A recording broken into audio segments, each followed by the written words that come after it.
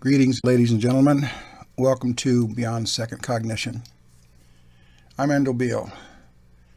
The topic of this discussion is the tempering process, understanding for advanced crew.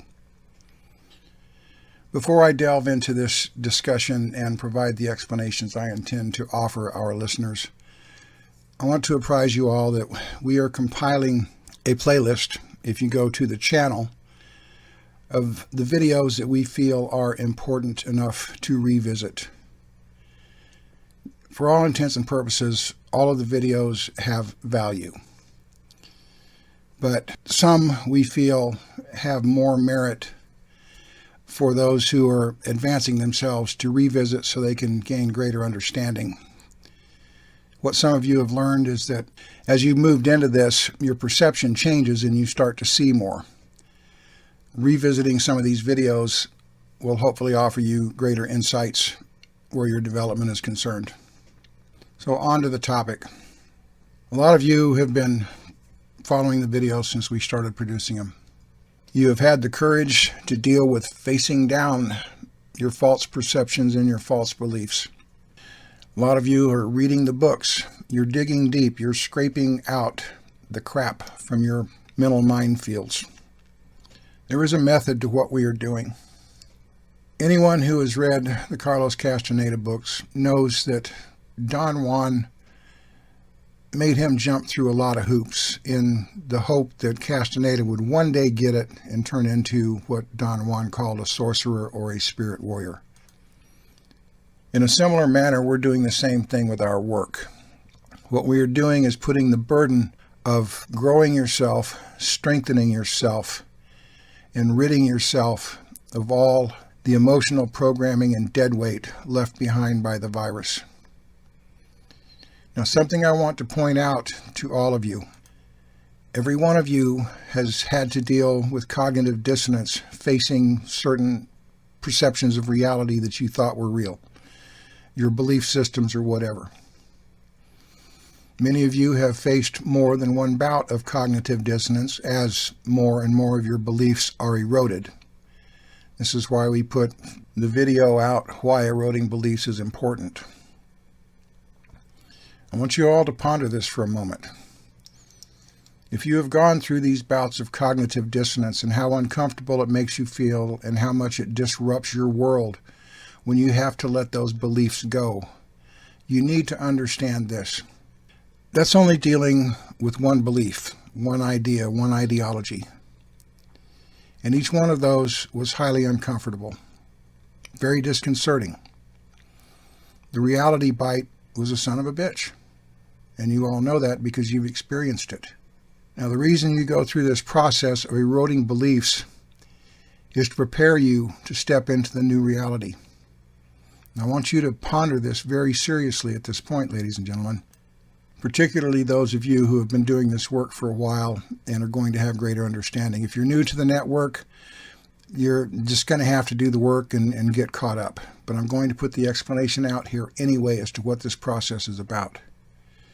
If you take any one of those beliefs you eroded, or an accumulative effect of those beliefs you have eroded, and think of all the psychological discomfort that letting go of those beliefs caused, imagine how you would feel if you had to dump all of that shit in an instant.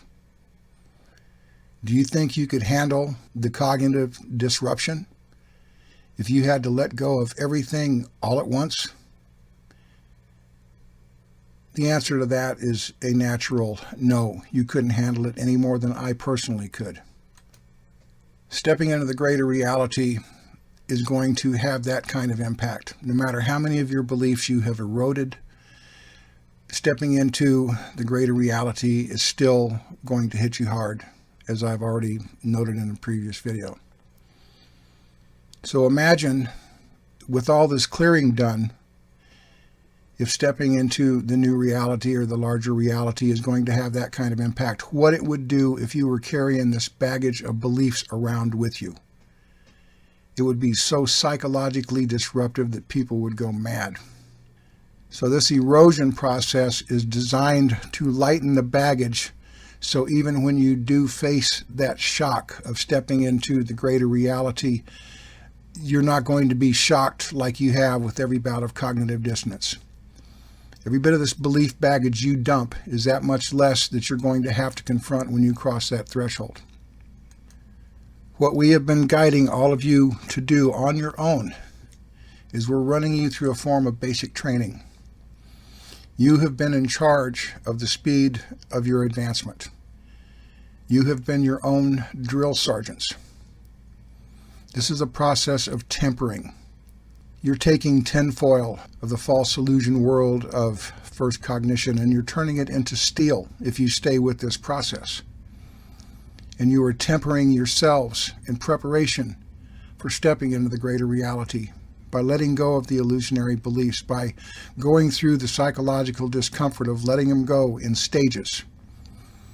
Because if you don't do it beforehand, when that reality hits you, if you find it, you're not going to be able to handle it.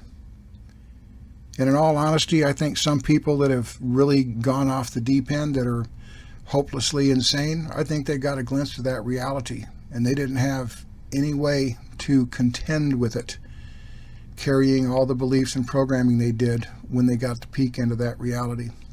I think it's that powerful, folks. And I'm sure the psychologists and the psychiatrists will disagree, but they don't know what makes people crater that way.